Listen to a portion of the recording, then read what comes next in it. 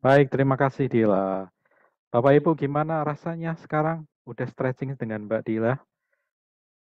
Ada yang masih lemes? Alhamdulillah, Wah, luar biasa Pak luar Yasin. biasa. Ya, Udah bersemangat lagi ya Pak Yasin. ya Pak. Ah, saya ingin menyapa Pak RT di sini. Selamat pagi Pak RT. Kita bertemu lagi Pak. Selamat pagi Pak Denny. Wah, luar biasa. Udah naik jadi RW, Pak. Oh, udah naik jadi RW ya. Widih, Pak RW. Masya Allah. Baik, Bapak Ibu, kita akan meneruskan perjalanan kita dalam hal strategic thinking ya Bapak Ibu ya. Dan saat ini kita masuk ke skills-nya nih Bapak Ibu. Gimana sih cara kita untuk mengasah strategic thinking kita supaya bisa kita gunakan sehari-hari dalam pekerjaan kita. Nah, kita akan ada 4 aksi nih Bapak Ibu, ya di mana masing-masing aksi itu saling berkaitan. Yang pertama adalah purpose, yang kedua adalah questioning, yang ketiga scanning, dan yang keempat adalah mengkonsep atau conceptualizing. Dan kita di 2 jam ini, di bagian yang kedua ini kita akan berbicara mengenai purpose dan juga questioning. Jadi ini sesuatu yang mengasyikkan, perjalanan yang cukup mendebarkan dan juga perjalanan yang cukup menantang Bapak Ibu. Next-nya, Dil. Baik, Bapak Ibu, bagian pertama purpose ya. Tapi sebelumnya saya ingin tanya nih Bapak Ibu, kira-kira apa yang Bapak Ibu ketahui tentang purpose itu sendiri? Mungkin ada yang mau menjawab purpose. Ya, kita sering mendengar kata purpose. Tapi sebenarnya apa sih purpose itu? Dan kenapa kok purpose itu penting? Atau misalnya dalam kehidupan kita sehari-hari, punya nggak Bapak Ibu purpose? Tujuan. Nah, Bu Cynthia, ini nih, kira-kira boleh share Bu Cynthia? Terima kasih pertanyaannya, mohon izin. Sama-sama. Silahkan Ibu. Untuk purpose itu sendiri adalah satu target pencapaian yang akan kita raih atau kita gapai gitu. Nah, untuk mencapai itu kita perlu adanya perencanaan-perencanaan untuk memperoleh atau mencapai tujuan tersebut. Maaf, lupa mute. Baik, terima kasih Bu Cynthia. Bu Cynthia, saya mau tanya lagi nih. Kira-kira kalau misalnya Bu Cynthia bekerja ataupun dalam kehidupan pribadi nggak ada purpose, rasanya gimana Bu Cynthia? Rasanya mungkin nggak akan disiplin atau tertata gitu ya. Contohnya, misal saya kan rumahnya cukup jauh nih ya Pak ya. Nah, untuk mencapai itu kan saya di sini ada target waktu untuk mencapai kantor, misalnya jam 7.30 sampai dengan jam 8. Nah, tujuan saya adalah saya mau pulang, kalau saya datang jam 7.30, saya harus pulang berarti jam 5 gitu. Nah, saya pengen pulang 4:30 untuk biar nggak kemacetan, jadi saya dari rumah harus lebih awal lagi. Untuk biar lebih awal lagi kan berarti bangunnya lebih pagi. Bangun lebih pagi berarti saya harusnya tidurnya lebih awal gitu. Kayak gitu-gitu. Oke. Jadi itu yang membuat Bu Cynthia kayak ada tujuan ya Bu ya? Ya, betul. Ya, baik. Next slide, Bill. Nah, apa yang Bu Cynthia katakan tadi Bapak Ibu ya, sebagai purpose-nya, itu merupakan sebuah aspirasi, sebuah keinginan. Ya. Ketika kita berbicara purpose, berarti kita berbicara mengenai mau dibawa kemana. Entah itu kehidupan saya, entah itu karir saya, ataupun hal-hal yang sifatnya mungkin bersifat sosial ya Bapak Ibu ya. Dan biasanya purpose itu berasosiasi atau mempunyai hubungan dengan rasa positif terhadap diri kita sendiri. Ya. Sudah banyak survei yang membuktikan bahwa ketika seseorang atau ketika individu itu mempunyai makna dalam kehidupannya, mempunyai cita-cita, lebih mudahnya mempunyai cita-cita, yang ingin diraih itu jelas, ya, muncul afirmasi dalam diri dan juga muncul motivasi dalam diri untuk mencapai tersebut. Sehingga itu yang bukan memudahkan ya, tetapi yang membuat dia dalam setiap perjalanan mencapai cita-citanya itu bisa tetap tetap teguh ya, punya keyakinan ya, dan juga ketika ada tantangan tidak mudah untuk kanan dan ke kiri. Ya, jadi purpose ya, kita mulai dari purpose adalah sebuah aspirasi positif untuk mencapai hasil dan selalu berasosiasi di masa depan. Makanya strategic thinking itu selalu asosiasinya adalah atau hubungannya adalah ke masa depan itu sendiri. Ya. Dan dalam strategic process, organisasi harus mulai dari aspirasinya, bukan sebaliknya, yaitu mulai dari hambatan atau masalah. Ya. Kenapa kok bukan mulai berfokus pada hambatan atau masalah? Karena ketika kita berfokus pada masalah atau hambatan, kita akan terjebak dalam pola pikir yang disebut dengan problem solving, disebut dengan memecahkan masalah. Ya, jadi kita akan stop bagaimana cara menyelesaikan masalah itu sampai kita lupa ke depannya. Sebenarnya purpose saya itu apa sih? Sebenarnya ke depannya saya ingin menjadi apa? Dan yang ketiga, manusia dalam organisasi itu butuh untuk membayangkan perubahan ideal seperti apa yang ingin mereka hasilkan. Atau hal yang simpel deh ya dalam kehidupan keluarga.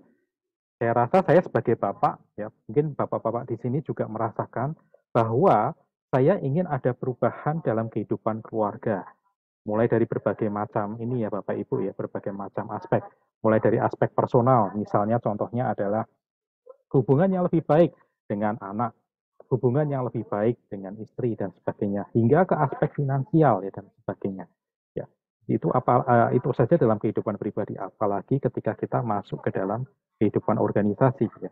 Ketika kita masuk ke dalam unit misalnya, kita juga membayangkan bagaimana unit kita ini ya ke depannya itu bisa mencapai sebuah meaningful achievement ya.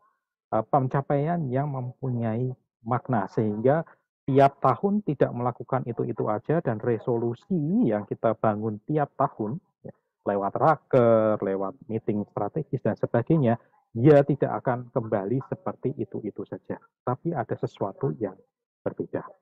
Dan berikutnya, kapasitas organisasi seperti apa yang dibutuhkan untuk perubahan tersebut.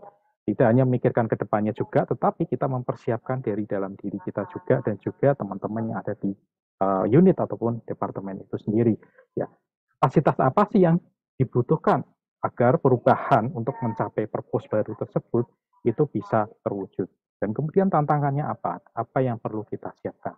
Jadi purpose itu penting ya Bapak Ibu ya, karena di purpose ini kita mulai berpikir ahead, thinking ahead, seperti hasil dari assessment yang kita lakukan tadi. Nah, ngomongin purpose nih Bapak Ibu, saya punya cerita, namanya Mars Pet Care. Ada yang pernah tahu dengan Mars Pet Care Bapak Ibu? Mungkin ada yang pernah beli produknya untuk kucingnya ataupun hewan peliharaannya? Belum pernah? Enggak, Pak. Kayaknya mahal ya, Pak. Mahal, ya. Sepertinya memang mahal. Nah, ceritanya lucu nih Bapak Ibu ya. Sebenarnya Mars itu tidak sebuah perusahaan yang tidak beroperasi di bidang hewan peliharaan. Awalnya itu pabrik permen Bapak Ibu. Ya, jadi produknya seperti Snickers, M&M dan sebagainya. Dia mulai dari tahun 1911. Jadi udah lama banget ya, udah lebih dari 100 tahun. Kemudian tahun 90-an ya, Mars ingin melebarkan sayap, kemudian mengakuisisi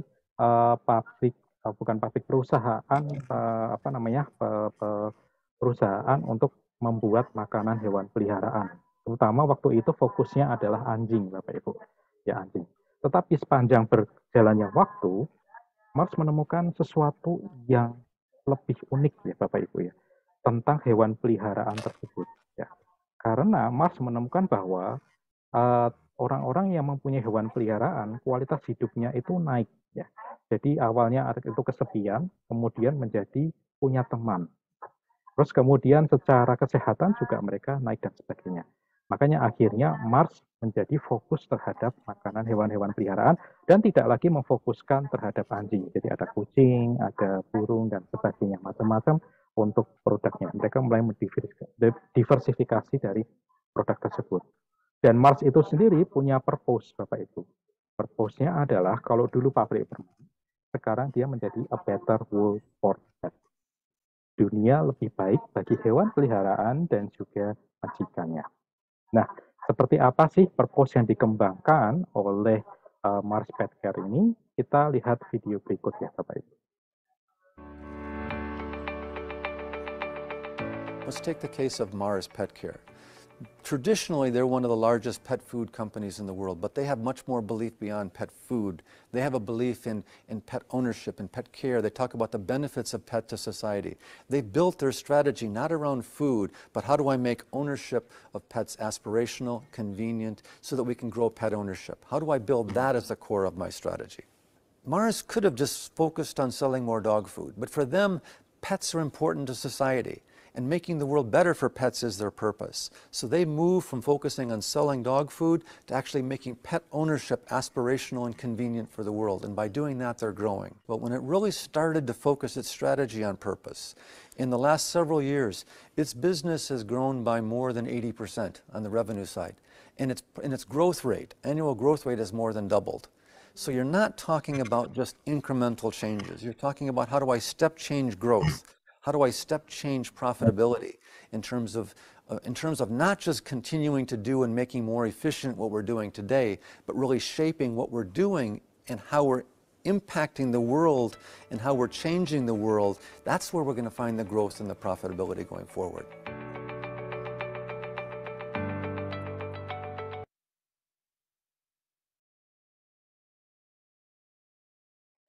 Next slide, yuk. Baik, Bapak Ibu, yuk kita bermain sebentar. Nah, kalau lihat dari video tersebut dan dari cerita saya sebelumnya tadi, apa sih yang membedakan Mars Petcare dengan kompetitor lainnya? Terus kemudian, kalau Anda melihat dari video tersebut, ya, apa strategi yang digunakan oleh Mars Petcare biar mereka sustain dan juga mendapatkan revenue 80% lebih? Yuk, silahkan, boleh lewat chat atau boleh lewat unmute, Bapak Ibu. Monggo, Bapak Ibu.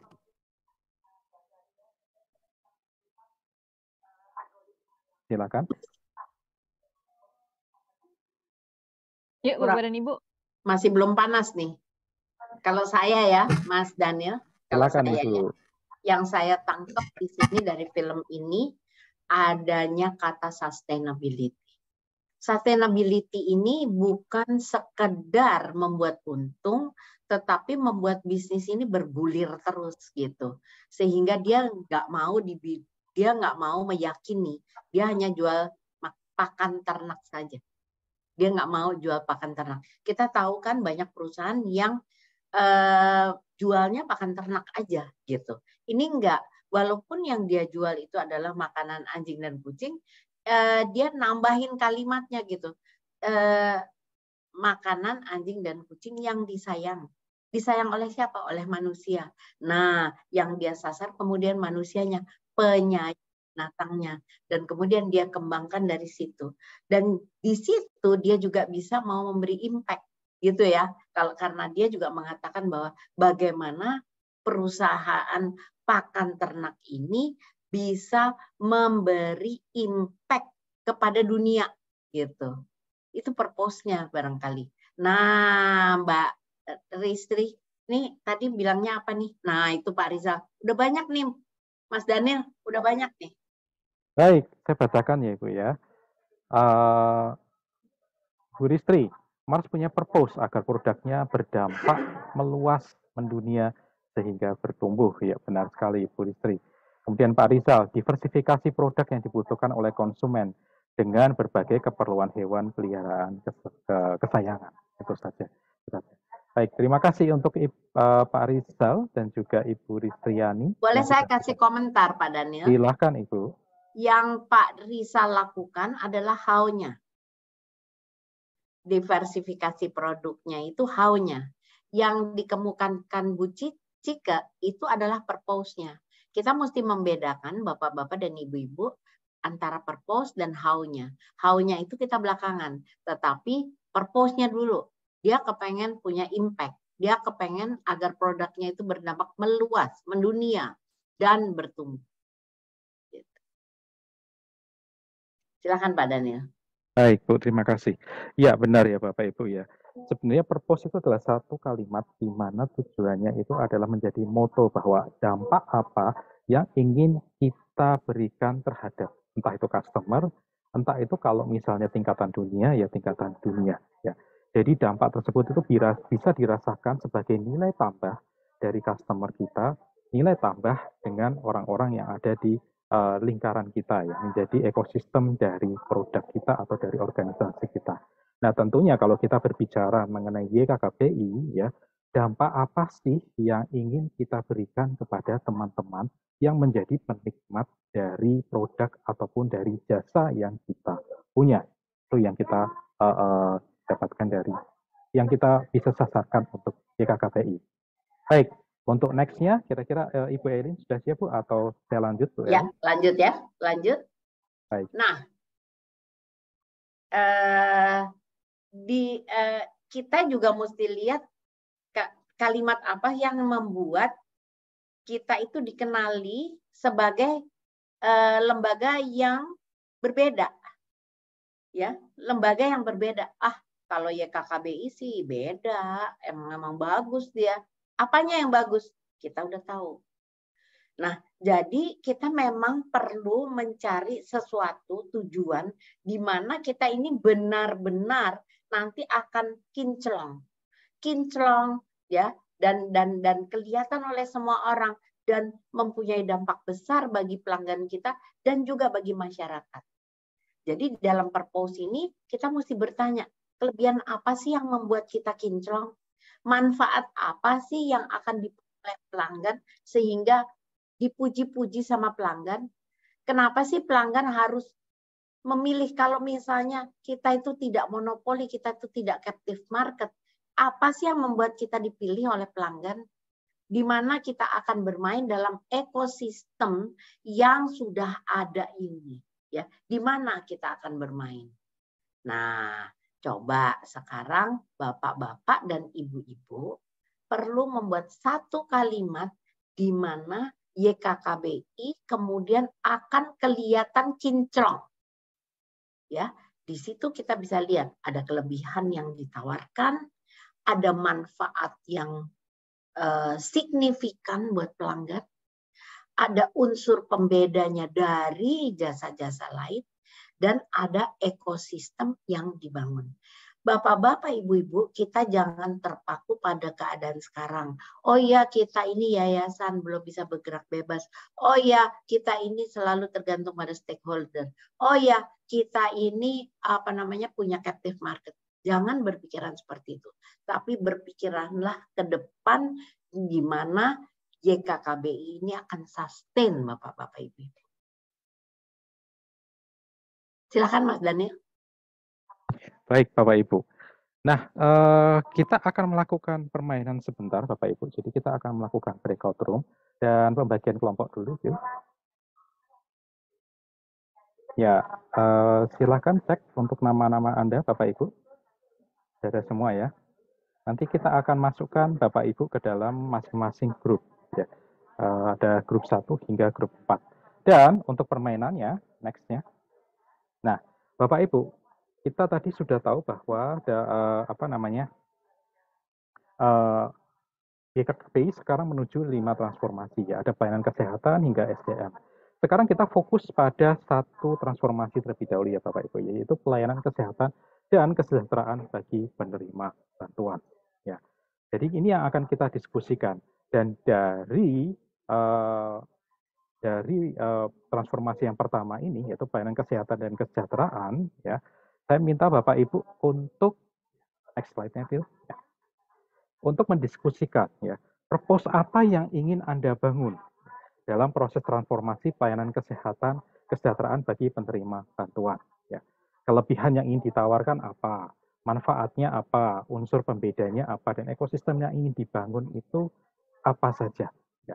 Nanti kita akan sediakan lembar kerja Bapak Ibu ya, untuk melakukan kegiatan ini.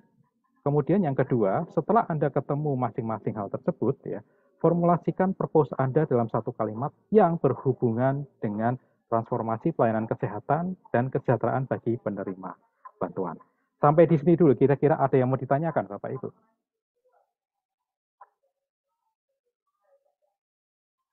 Halo, halo, halo. Nggak ada, Pak. Tidak ada, Ibu? Bapak Ibu. Baik, Ibu Mala, kita sudah share untuk pembagian kelompoknya ya. Dan juga Bapak Ibu bisa cek untuk kelompok worksheet kelompok atau lembar kerja kelompok itu nanti bisa masing-masing akses ya untuk masing-masing kelompoknya dan Ibu Dila, Mbak Dila sudah share linknya di kolom chat. Baik, sebelum kita masuk ke breakout room nih, kira-kira ada yang mau ditanyakan enggak? Jelas Bapak Ibu atau mau ditanyakan silakan.